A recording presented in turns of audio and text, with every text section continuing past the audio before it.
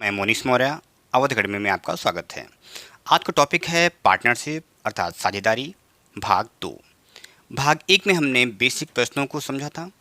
आज का टॉपिक थोड़ा स्टैंडर्ड है, तो वीडियो को लास्ट तक देखिएगा क्योंकि बहुत ही अच्छे प्रश्नों का चयन किया गया है इस वीडियो में। पहला सवाल देखते हैं। दो साझेदार ए बी क्रमशः 30,000 तथा 45,000 लगाकर एक व्यापार आरंभ करते हैं। 6 महीने बाद 60,000 रुपये लगाकर सी भी व्यापार में शामिल हो गया तथा उसके 2 महीने बाद बी अपना पूंजी व्यवसाय से निकाल लेता है और वर्ष के अंत में कुल 6,000 रुपये के लाभ हो। प्रत्येक का लाभ ज्ञात करना है। यहाँ पे सबसे ज़रूरी बात यह है कि कितने समय का इन्वेस्टमेंट हुआ है। अगर आप इसमें गलती करते हैं तो प्रश्न के सही होने की संभावना कम हो जाती है। तो एक चीज़ हम यहाँ पे और ध्यान देंगे, कोशिश ये करेंगे जो वैल्यू सभी में कॉमन है उसको पहले से ही नहीं लेके चलेंगे। जैसे कि तीनों वैल्यू में 3 जीरो कॉमन थे तो हम ये देखेंगे ही नहीं, हमें दिखेगा 30, 45 और 60।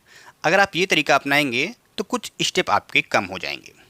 तो पहले सवाल को गौर से देखें। यहाँ पे है ए और बी।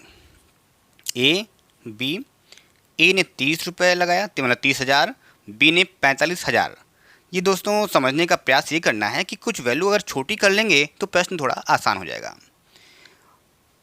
और 6 महीने बाद, व्यापार आरंभ होने के 6 महीने बाद सी आ गया है और सी ने 60,000 रुपये लगाया है। इन्वेस्टमेंट केवल 1 साल का है और 6 महीने बीत चुके हैं, अर्थात सी ने केवल 6 माह के लिए ही पैसा लगाया है और ए ने पूरे साल अर्थात 12 माह।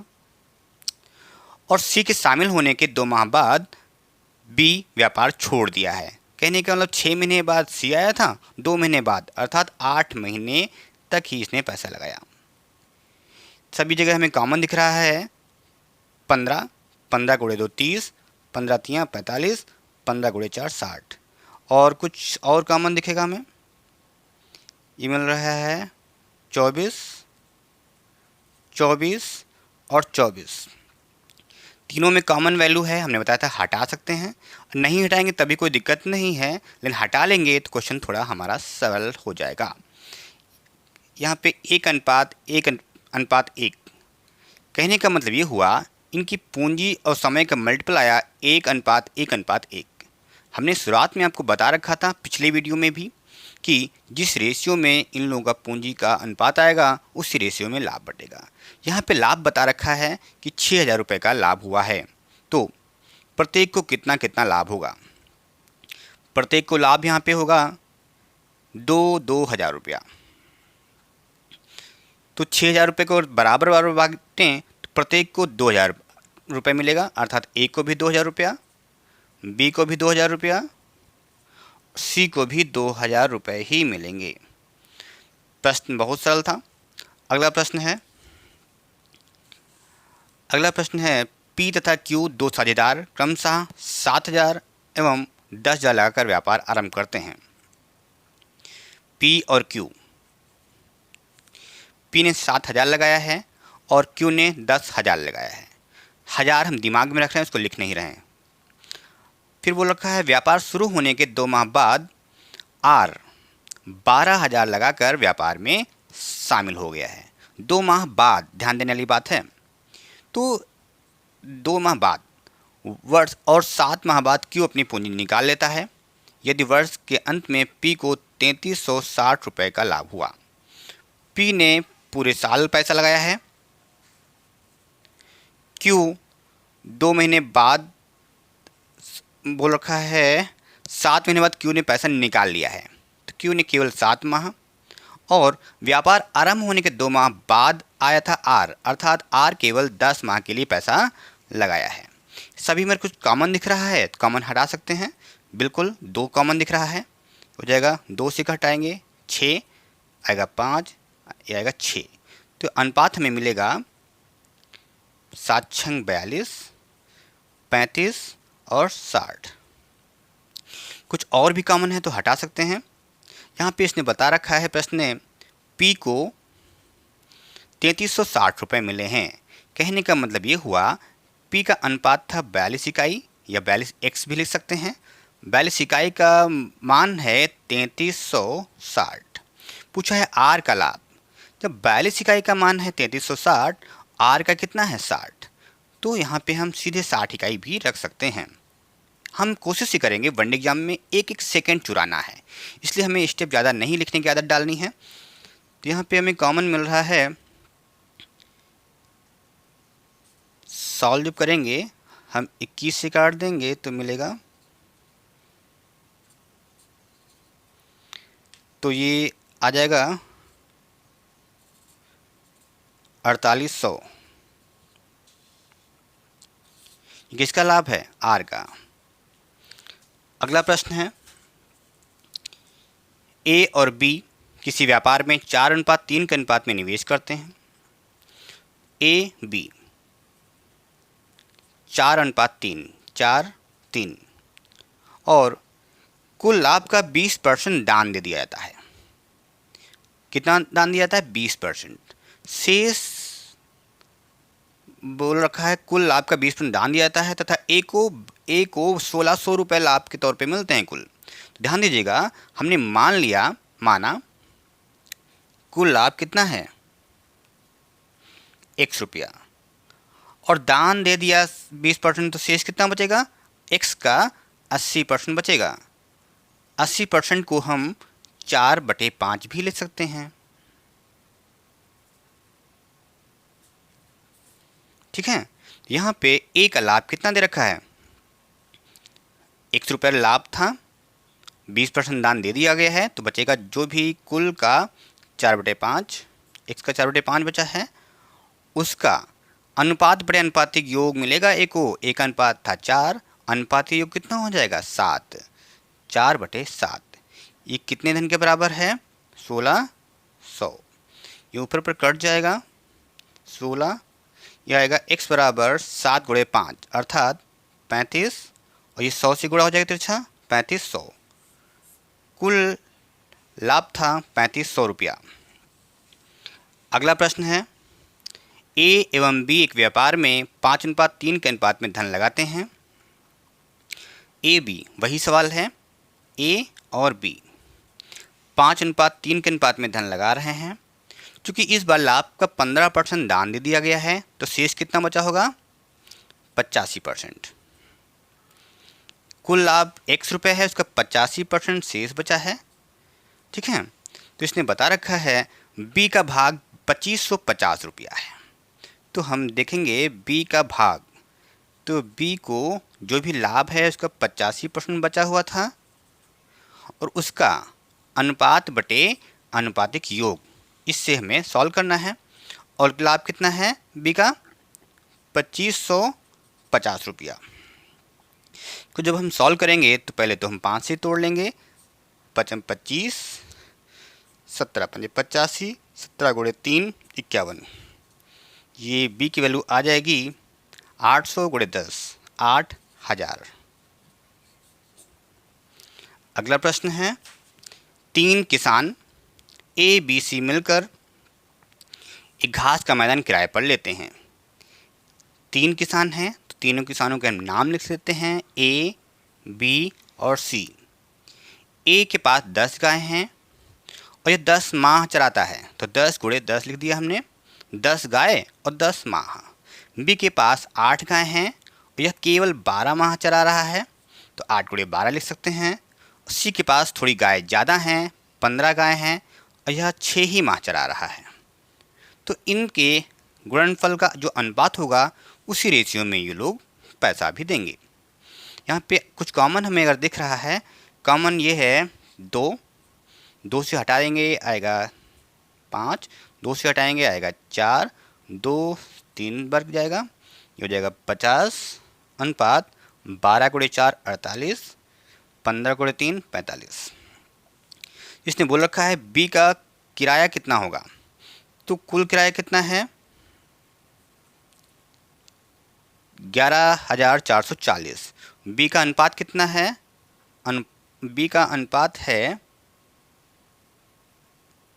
48। तो सबसे पहले हम देखेंगे, इसने बताया है तीनों का कुल किराया है इतना, सब कुछ अगर जोड़ लें कितना इकाई हो जाएगा, जोड़ने पे हो जाएगा 143 x, ये 143 इकाई किसके बराबर है? 11,440। यहाँ से एक इकाई का मान आ जाएगा, इसको जब काटेंगे तो आएगा 80। पूछा है बी को कितना किराया देना होगा, तो बी का किराया होगा 48x, ये हो जाएगा 48 गुणे 80, ये मिलेगा हमें 0, 8 गुणे 8 64, 8 चौके 32, 2 34, 8 चौके 32 और 6 38, 3840 रुपये बी को मिलेगा, देना होगा। अगला प्रश्न है, राकेश, राजेश तथा रमेश 3 लोग हैं, तो नाम तीनों ही रा से शुरू हो रहे हैं, तो कन्फ्यूज़न नहीं लानी है। आपको दिमाग में कॉन्सेप्ट रखना है कि एक कोडिंग करनी है कि हमें ज़्यादा लिखना ना पड़े। राकेश, आर के लिख दिया हमने, राजेश आर जे लिख दिया, रमेश आर एम। कोडिंग उतनी करेगा जितनी आप समझ पाएँ। तो यहाँ पे है 3 लोग हैं, इन्होंने एक दुकान 9,000 रुपये प्रति महीने की दर से किराए पर लिया है। उन्होंने प्रतिदिन क्रमशः 4 घंटे, 8 घंटे, 6 घंटे उपयोग किया। ये 4 घंटे, ये 8 घंटे और ये 6 घंटे। तो तीनों में जो कॉमन होगा हटा सकते हैं। कॉमन है 2, कॉमन जब हटाएंगे तो आएगा 2, 4 और 3। कहने का मतलब है इसी अनुपात में इनको पैसा देना होगा। इन तीनों का योग कितना हो रहा है? 9 इकाई। 9 इकाई बराबर है 9,000 रुपया। कहने का मतलब है x की वैल्यू मिल चुकी है 1000, 2x, 4x, 3x था ये। जब इसमें मान रखेंगे तो ये दिखेगा 2,000 रुपया, ये दिखेगा 4,000 रुपया, ये दिखेगा 3,000 रुपया। अगला प्रश्न बहुत ही अच्छा है, देखते हैं। बोल रखा है ए तथा बी ने एक चरागाह 2,000 रुपये प्रति माह किराए की दर से लिया है। यदि ए की 50 गाय 8 महीने चराता है तो बी शेष महीने, तो 12 महीने का किराया था, तो 8 माह चरा चुका है ए, शेष महीना कितना बचा हुआ? 4 माह। शेष महीने के लिए बी कितनी गाय चराए कि उसे ए से 6,000 रुपये कम किराया देना पड़े। यहाँ पे हम देख सकते हैं कि किराया ए ने दिया है k रुपये और बी का किराया है k माइनस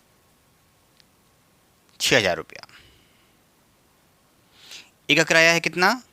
k, बी का किराया है k माइनस 6,000 रुपया। बी ए से 6,000 रुपये कम किराया दे रहा है। क्वेश्चन को गौर से देखें तो यहाँ पे ये बता रखा है कि बताइए रखा है कि 24,000 रुपये किराया है। 24 कहाँ से आया? 2 गुणे 12, 24,000 रुपये का किराया है, जिसमें से ए ने दिया है k रुपया प्लस बाकी सारा रुपया दिया है बी ने। सबसे पहले हम k का मान निकालना चाहेंगे। ये बचेगा 24,000 बराबर, सॉल्व करने पे आएगा 2k माइनस 6,000, 2k बराबर बचेगा 30,000। k का मान कितना आया? 15,000। यहाँ से हमें ये दिख रहा है कि a ने दिया है 15,000, b ने कितना धन दिया है? 15,000 से 6,000 कम, अर्थात 9,000 रुपया। लेकिन हमें अब पुराने कॉन्सेप्ट पे चलना होगा। इसने बता रखा है कि a के पास गाय थी 50 और उसने 8 माह तक गाय चराई हैं। b के पास गाय हैं x और वह केवल 4 माह गाय चरा रही है। और यहाँ पे इनका रुपया है, a 15,000 रुपये किराया दे रहा है और b 9,000 रुपये किराया दे रहा है। तो इन पे दोनों में कॉमन होगा 3 जीरो, कॉमन हटा देंगे तो 3 जीरो कॉमन हट जाएगा। इसके बाद भी कुछ कॉमन दिख रहा है, 3 गुणे 3 9, 3 गुणे 5 15, ये हट जाएगा। ये आएगा x बराबर 20 गुणे 3 अर्थात 60। x बराबर आएगा 60। कहने का मतलब ये हुआ कि b शेष 4 महीने के लिए 60 गाय चराएगा। अगला प्रश्न है, a और बी दो साझेदार 12,000 और 15,000 लगाकर व्यापार आरंभ करते हैं। 3 माह बाद सी 18,000 रुपये लगाकर व्यापार में शामिल हो जाता है और उसके 3 महीने बाद बी अपनी पूंजी व्यवसाय से निकालता है। वर्ष के अंत में बी सी से 4,000 रुपये कम पाता है, तो उन्हें कुल कितने रुपए का लाभ हुआ। यहाँ पे ध्यान देने वाली बात, 1 साल का इन्वेस्टमेंट हुआ है। तो सवाल बता रखा है 3 लोग हैं, ए, बी और सी। ए ने 12,000 लगाया है, बी ने 15,000 लगाया है और व्यापार आरंभ होने के 3 महीने बाद सी आया है और उसने 18,000 रुपया लगाया है। सी ने 18,000 लगाया है। चूँकि सी व्यापार आरंभ होने के 3 माह बाद आया है, इसका मतलब सी ने केवल 9 माह के लिए पैसा लगाया है। ए आरंभ से ही लगा रहा है, अर्थात 12 माह के लिए पैसा लगा रहा है और सी के शामिल होने के 3 माह बाद, कहने का मतलब ये हुआ व्यापार आरंभ होने के 6 माह बाद बी व्यापार छोड़ चुका है। तीनों में जो कॉमन होगा हम हटा सकते हैं। कॉमन हमें दिख रहा है 3, 6 दिख रहा है। 6 गुणे 2 12, 6, 6 गुणे 3 18। अभी कुछ कॉमन है, अभी 3 और कॉमन है। 3 एकम 3, 3 पचे 15, 3 गुणे 4 12, ये हो जाएगा 8, हो जाएगा 5, हो जाएगा 9। सवाल ने बता रखा है कि बी सी से 4,000 रुपये कम पाता है और कुल किराया लाभ को दिया है, नहीं दिया है। तो इनको गौर से देखें। बी और सी की इकाई का अंतर कितना दिख रहा है हमें? 4 यूनिट। बी सी की इकाई का अंतर है 4 यूनिट या 4 इकाई, 4x भी बोल सकते हैं। वो है 4,000 के बराबर। x वैल्यू कितनी हो गई? 1,000। यहाँ पे इसने बता रखा है कुल कितना रुपया। तो कुल अगर जोड़ना है 8 5 13 और 13 9, 13 9 22, तो यहाँ पे लिख सकते हैं कुल लाभ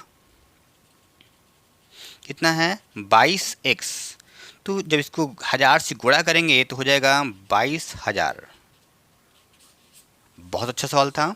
अगला प्रश्न है, P और Q दो साझेदार मिलकर एक व्यापार आरंभ करते हैं और P Q से 10,000 रुपये अधिक पूंजी लगाता है तथा P अपनी पूंजी 6 माह बाद निकाल लेता है और वर्ष के अंत में हुए लाभ को बराबर बराबर बांट लेते हैं। बहुत अच्छा सवाल है एग्ज़ाम की दृष्टि से, रेलवे NTPC की दृष्टि से। और ये क्वेश्चन अच्छे हैं, आपको ढूंढे नहीं मिलेंगे। तो सवाल है यहाँ पे P और Q दो लोग हैं। P Q से 10,000 रुपये अधिक लगाता है। अगर Q लगाता है x रुपया और P 10,000 ज़्यादा लगाएगा तो हम लिखेंगे x प्लस 10,000। फिर इसने बता रखा है कि P अपनी पूंजी 6 माह बाद निकाल लेता है। P ने केवल 6 माह के लिए पूंजी लगाई है और Q ने पूरे साल के लिए पूंजी लगाई है। इनका लाभ जो है बराबर बराबर बट रहा है, मतलब 1:1। जो कॉमन होगा हम हटा देंगे, कॉमन मिल रहा है 6। तिरछी गुणा कर सकते हैं, ये हो जाएगा x प्लस 10,000 बराबर 2x। पक्षांतर करेंगे तो बचेगा x बराबर 10,000। सवाल पूछा है P की पूंजी कितनी थी। P की पूंजी x प्लस 10,000 थी, इसलिए हम लिखेंगे P की पूंजी। तो x प्लस 10,000 में जब हम x का मान रखेंगे तो हमें आंसर मिलेगा 20,000। अगला प्रश्न है राम और मोहन दो साझेदार हैं और 14:5 के अनुपात में पूंजी लगाकर एक व्यवसाय आरंभ करते हैं। कुछ माह बाद राम अपनी पूंजी व्यवसाय से निकाल लेता है। यदि वर्ष के अंत में लाभ का बंटवारा 7:3 के अनुपात में किया गया हो तो राम ने अपनी पूंजी कितने माह बाद व्यवसाय से निकाली। बहुत अच्छा सवाल है। तो इसने बोल रहा है राम और मोहन, उन्होंने 14:5 के अनुपात में धन लगाया, तो हमने लिख दिया 14 और ये लिख दिया 5। 14 इकाई 5 इकाई। और इसने बताया है कि राम ने कितने समय बाद निकाला, हमने कहा एक समय बाद निकाला, और मोहन ने पैसा निकाला नहीं है, पूरे साल का बंटवारा है, इसलिए हम इसको लिखेंगे 12 माह। और जो लाभ है 7:3 के अनुपात में बांटा गया है। तो यहाँ पे ध्यान ये देना है पूंजी गुणे समय बराबर लाभ। तो ए की पूंजी है 14 इकाई गुणे x माह और बी की पूंजी है 5 इकाई गुणे 12 माह और लाभ का अनुपात है 7:3। तो बिल्कुल सरल सवाल है। जब 7 से काट देंगे तो इसको भी कट जाएगा, ये बचेगा 2x बराबर 20। तो x बराबर हो जाएगा 2x बराबर 20, x बराबर हो जाएगा 10। x बराबर 10 पूछा है राम ने अपनी पूंजी कितने माह बाद व्यवसाय से निकाली। तो आंसर हो जाएगा राम ने अपनी पूंजी 10 माह बाद व्यवसाय से निकाली। अगर ये पूछा होता कि कितने समय तक व्यवसाय में रखी, तभी 10 माह तक ही व्यवसाय में रखी। तीसरा सवाल यहाँ से बनता है राम व्यवसाय समाप्त होने से कितने समय पहले पूंजी निकाल लिया। तो व्यवसाय था 1 साल का अर्थात 12 माह का, 10 माह तक पूंजी रखी, तो व्यवसाय समाप्त होने से 2 माह पहले उसने पूंजी निकाल लिया है। सवाल समझते हैं। 3 साझेदार हैं ए, बी और सी। व्यापार पूरे लाभ का ए पाता है 1/5 भाग तथा बी एवं सी शेष भाग को बराबर बराबर बांटते हैं। यहाँ पे प्रश्न ने एक हिंट दे रखा है कि अगर कुल लाभ हो 5 रुपया तो उसमें से ए को मिलेगा केवल 1 रुपया, शेष बचेगा 4 रुपये। उस 4 रुपये को और बी और सी में हम बांटेंगे तो बचेगा 2:2। तो ए बी सी का लाभ देखें तो 1 रुपये 5 रुपये में से पा रहा है ए, बचेगा 4 रुपये, ये 2 बी सी में बांट देंगे ए बी सी। ये लाभ का अनुपात हमें दिख रहा है। सवाल ने बता रखा है ए ने 50,000 रुपये 6 माह के लिए लगाए। तो ए ने लगाया है 50,000 रुपया 6 माह के लिए और बी पता नहीं कितना रुपया लगाया है। बी को हमने मान लिया 100 रुपये लगाया है और बी ने केवल 10 माह के लिए पैसा लगाया है और इनके लाभ का अनुपात 1:2 है। इसको हम जब सॉल्व करेंगे तो आएगा x का मान 60,000 रुपया, अर्थात ए ने 50,000 लगाया था 6 माह, बी ने 60,000 रुपया 10 माह के लिए लगाया है। अगला प्रश्न है 3 व्यक्ति ए बी सी मिलकर एक व्यापार आरंभ करते हैं। ए पूरे वर्ष के लिए 10,000 लगाता है, बी पहले 10,000 लगाता है परंतु 3 माह बाद 10,000 और लगा देता है, सी पहले 2,000 लगाता है परंतु 9 माह बाद 10,000 निकाल देता है। वर्ष के अंत में 18,072 रुपये के लाभ में ए का हिस्सा बताना है। दोस्तों बहुत इंपॉर्टेंट सवाल है, समझते हैं इसको। यहाँ पे 3 लोग हैं ए बी और सी। बता रखा है कि ए ने 10,000 रुपये लगाया, तो 10,000 पूरा वैल्यू नहीं लिखते हैं क्योंकि हमें समय बचाना है, हमने केवल 10 लिख दिया। बी ने 10,000 लगाया परंतु 3 माह बाद बी ने 10,000 और लगा दिया, तो 10,000 लगाया 3 माह तक, फिर 10,000 तो इसके पास था ही, 10,000 और लगा दिया, हो गया 20,000 रुपया। समय इन्वेस्टमेंट था 1 साल जिसमें से 3 माह हो चुके हैं, बचेगा 9 माह। तो 10,000 पहले थे, 10,000 और बढ़ाया तो अगले 9 माह के लिए 20,000 रुपये इसके हो गए।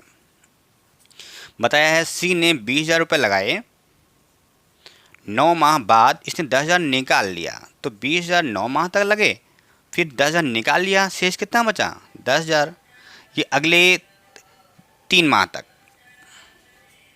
तो इसने बता रखा है ए ने 12,000 लगाया 12 माह तक, तो इसको जब गुणा सॉल्व करेंगे तो आएगा 10 गुणे 12, ये हो जाएगा 30, हो जाएगा 180, 180 और 30 210 और ये हो जाएगा 180 30, ये भी 210 हो जाएगा। कॉमन हटा लेंगे, अभी कुछ और कॉमन है, कॉमन है 3 गुणे 4 12, 3 सतह 21, 3 सतह 21, ये बचेगा 4:7:7। इसने बता रखा है कि वर्ष के अंत में 18,072 रुपये के लाभ में ए का भाग बताना है।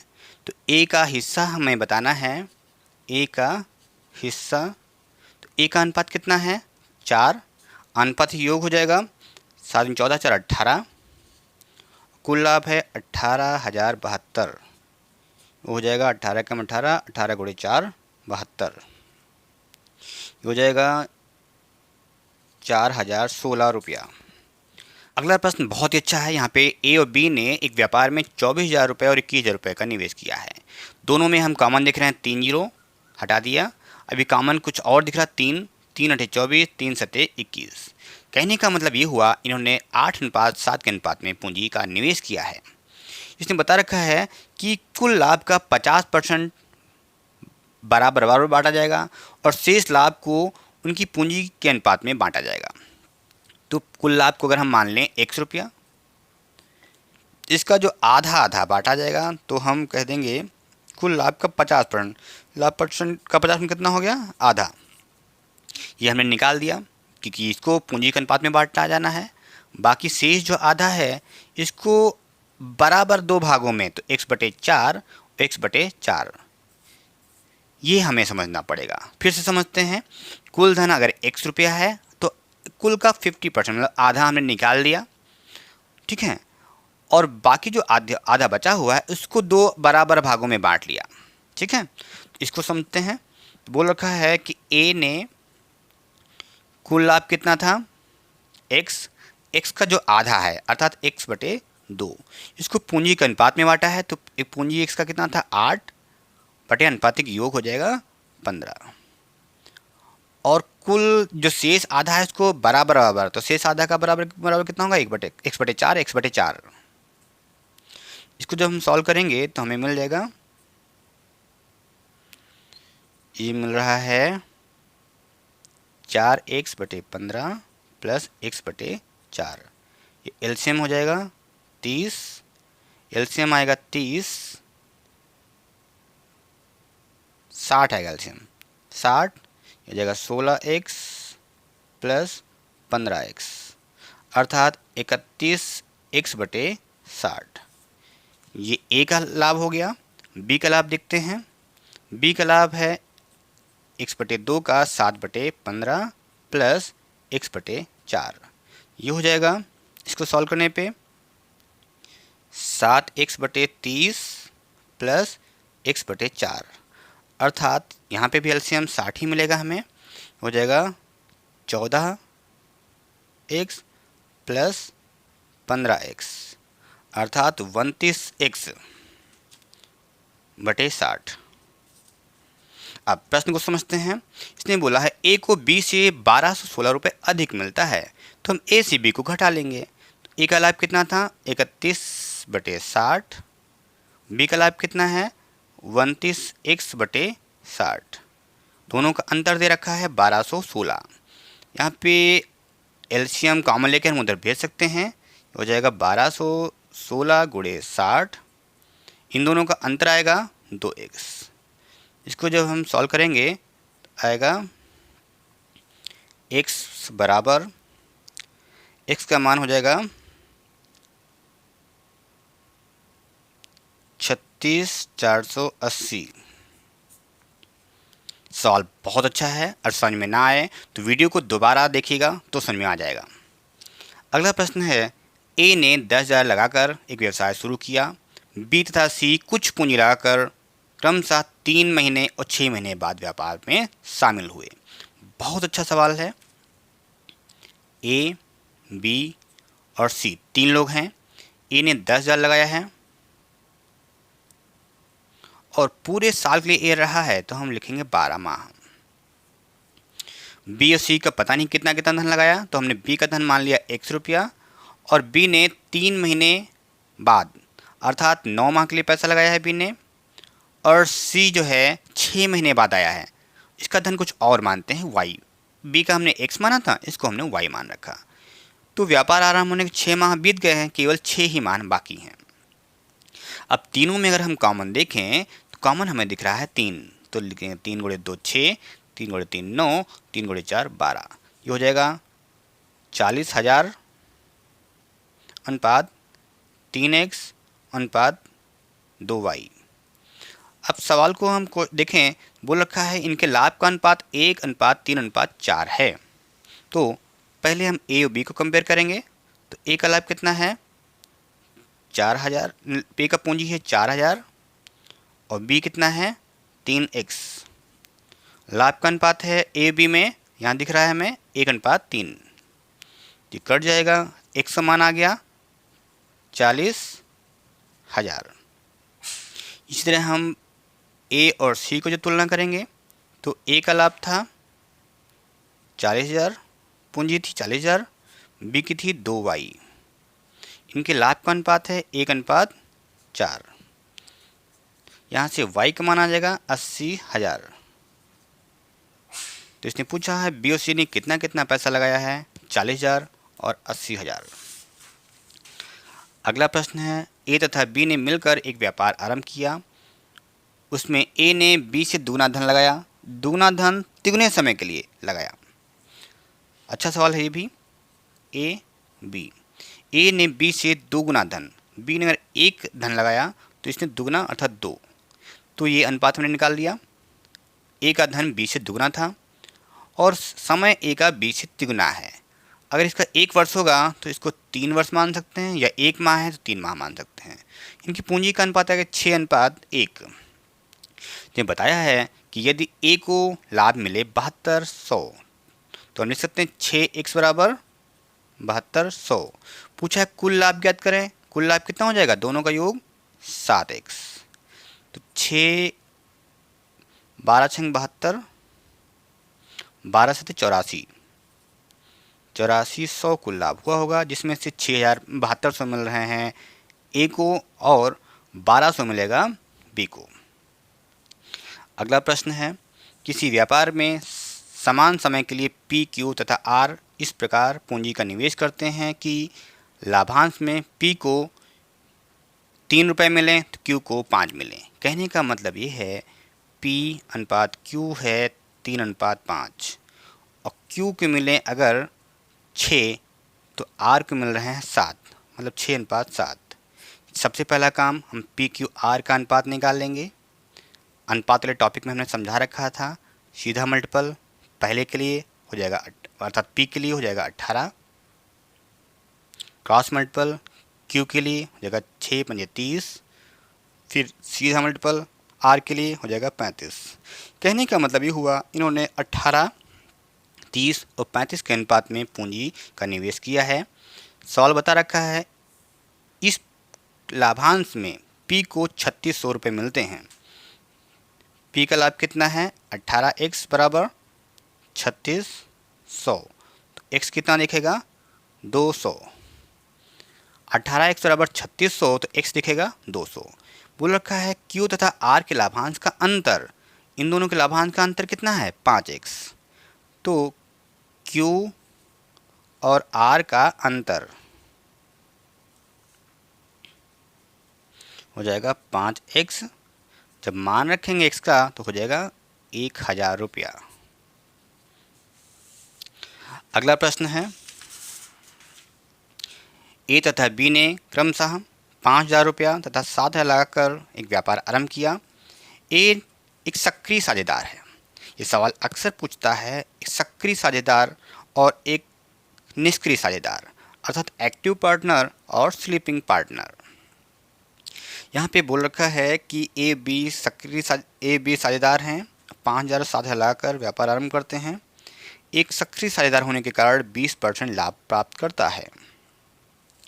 इनकी पूंजी का अनुपात है ए और बी का, दोनों में कॉमन दिख रहा है 3 0, लिख सकते हैं 5:7।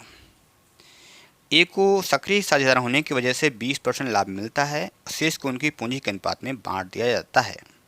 तो 7200 रुपये का लाभ में ए का कुल लाभ बताना है।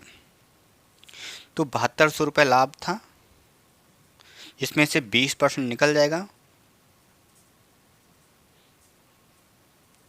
1440 रुपये निकल चुका है। तो शेष कितना बचा होगा, शेष धन 7200 में से हम 1440 घटाएंगे तो ये बचेगा 5760 रुपया। ये शेष धनराशि है।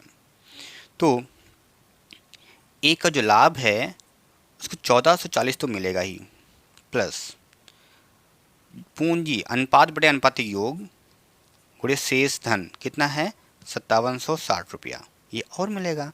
तो ये 12 से जब काटेंगे तो 12 × 4 48, 12 × 8 96, ये हो जाएगा 1440 प्लस 0 5 8 40 5 20 24 2400, ये हो जाएगा 3840 रुपया। अगला प्रश्न है, एक व्यापार में ए बी से 800 रुपये ज़्यादा लगाता है और अपनी पूंजी 3 माह के लिए तथा बी 9 माह के लिए निवेश करता है। तो यहाँ पे ए और बी दो लोग हैं। चूँकि ए बी से 800 ज़्यादा लगाता है तो हमने बी को मान लिया है x, और ए 800 ज़्यादा तो x प्लस 800 रुपया। बोल रखा है ए ने केवल 3 माह पूंजी लगाई है तो हमने लिखा है गुणे 3, बी ने 9 माह गुणे 9, और इनके लाभ का अनुपात निकालने के लिए यहाँ पे फिर इसने बता रखा है 325 रुपये के कुल लाभ में बी को ए से 125 रुपये ज़्यादा। इनको जब हम तोड़ेंगे 325 रुपये को, तो ए को मिलेगा 100 रुपया, बी को मिलेगा 225। देखिए 125 ज़्यादा है, आसानी से तोड़ सकते हैं, कठिन नहीं है ये। तो ए का लाभ था 100 रुपया, बी का लाभ है 225। इसको चाहें तो आप काट भी सकते हैं, 25 से कट रहा है, 25 गुणे 4 100, 25 गुणे 9 225, ये नीचे नीचे भी कट जाएगा। ये इसको जब सॉल्व करेंगे तो 3 गुणे x हो जाएगा 3x बराबर प्लस 2400 बराबर 4x, ये x तिरछी गुणा हो जाएगा, 3x 4x का अंतर आएगा, x बराबर 2400। इसने पूछा है कि a की पूंजी ज्ञात करें, इसलिए a की पूंजी कितनी होगी x प्लस 800। यहाँ पे x का मान अपने निकाल रखा था 2400 प्लस 800, कितना हो जाएगा 3200 रुपया। ए ने 3200 रुपये पूंजी का निवेश किया है। अगला प्रश्न है, और यह प्रश्न इस वीडियो का अंतिम प्रश्न है, समझते हैं। बोल रखा है 3 व्यक्ति ए बी तथा सी ने मिलकर एक व्यापार प्रारंभ किया। एक कुल पूंजी का 1/3 भाग लगाता है। कहने का मतलब ये हुआ, अगर 3 रुपये लाभ हो तो ए 1 ही रुपये लगाता है और बाकी रुपया अर्थात 2 रुपया बी लगाएगा। सॉरी, यहाँ पे फिर से देखते हैं सवाल को। 3 व्यक्ति ए बी सी ने मिलकर व्यापार आरंभ किया। एक कुल पूंजी का 1/3 भाग लगाता है तथा सी उतनी पूंजी लगाता है जितनी ए और बी मिलकर लगाते हैं। तो इस सवाल को गौर से देखें, एक कुल पूंजी का 1/3 लगाता है और सी कुल पूंजी का आधा लगाता है। तो हम देखें, ए है, बी है और सी है। 3 रुपये में से कुल 3 रुपया था, 1 रुपये लगा रहा है ए। बी कुल पूंजी का आधा, तो 3 रुपये का आधा कितना होता है 1.5। ये 2.5 रुपये हो चुके हैं, बचा कितना 0.5। ये हमने 3 पार्ट बांट लिए, लेकिन ये दशमलव लगाना कुछ उचित नहीं लगता, इसलिए हम सबको 2-2 से जब गुणा करेंगे तो हो जाएगा 2, 1 और 3। कहने का मतलब अब हम 3 रुपये का जस्ट दुगना कर लिए हैं, 6 रुपये से तुलना करेंगे।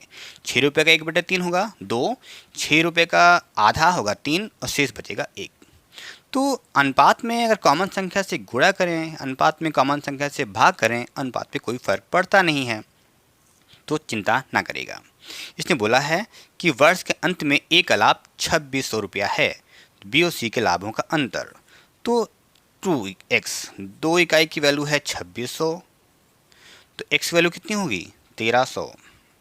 उसने बोला है बी और सी के लाभों का अंतर, बी और सी के लाभों का अंतर कितना है 2x, इसलिए फिर से 2x में मान रखेंगे तो हमें दिखेगा 2600 रुपया, अर्थात बी और सी के लाभों का अंतर 2600 रुपया होगा। दोस्तों, वीडियो कैसा लगा आप ज़रूर बताइएगा कमेंट बॉक्स में। वीडियो को लाइक कर दीजिएगा और सब्सक्राइब कर दीजिएगा।